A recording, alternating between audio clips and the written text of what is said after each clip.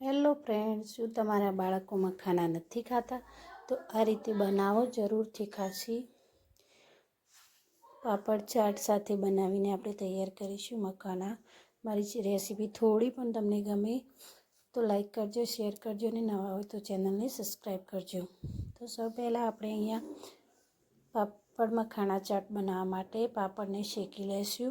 તમે ફ્રાય કરીને પણ લઈ શકો છો, પણ આપણે અહીંયા હેલ્ધી ચાટ બનાવીએ છીએ તો પાપડને તળીશું નહીં, પાપડને સીધી રીતે શેકીને જ લઈશું.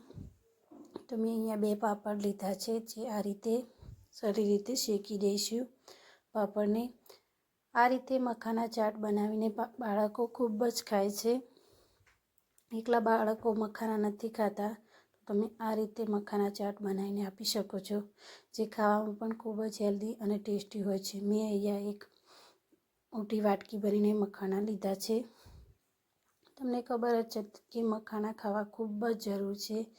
આપણા શરીર માટે કેટલા હેલ્ધી અને પ્રોટીનથી ભરપૂર હોય છે. તો તમે આ રીતે મખાના ચાટ બનાવીને ખાઈ શકો છો. તો સૌ પહેલાં આપણે મખાનાને અહીંયા શેકી લઈશું. આની અંદર ઘી કે કશું હાલ આપણે એડ નથી કરવાનું. આ રીતે રોસ્ટ કરી લેવાના મખાનાને.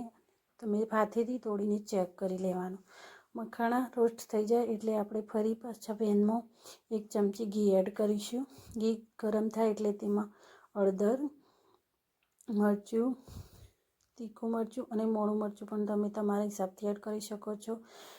1 ચપટી મીઠું, બધું સારી રીતે આપણે અહીંયા મિક્સ કરી દઈશું. થોડું ઘીમાં ચડી જાય મરચું મીઠું એટલે આપણે આની અંદર જે મખાના રોસ્ટ કરીને રાખ્યા હતા તે એડ કરીશું અને સારી રીતે બધું મિક્સ કરી લઈશું. આ રીતે મખાના રોસ્ટ કરીને લઈ લેવાના.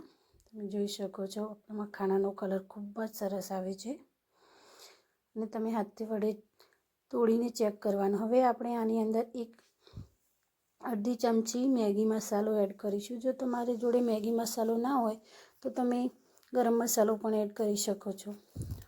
પછી આપણે મખાના પ્લેટમાં કાઢી જે આપણે પાપડ શેકીને તૈયાર કર્યા હતા એ આ રીતે તોડી અને બધું સારી રીતે મિક્સ કરી દઈશું.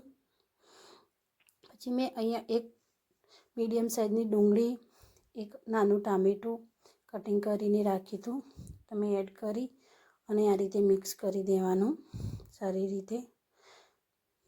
આની અંદર તમે લીલા ધાણા પણ એડ કરી શકો. આ રીતે મખાના ચાટ બનાવી ખૂબ જ સહેલી છે અને બાળકો પણ હેલ્પફુલી ખાઈ લે છે. તો તમે પણ ઘરે જરૂરથી ટ્રાય કરજો અને રેસીપી ગમી હોય તો લાઈક કરજો, શેર કરજો અને નવા હોય તો ચેનલને સબસ્ક્રાઈબ કરજો. Thank you so much. ફરી મળીશું એક નવા વિડીયોની સાથે.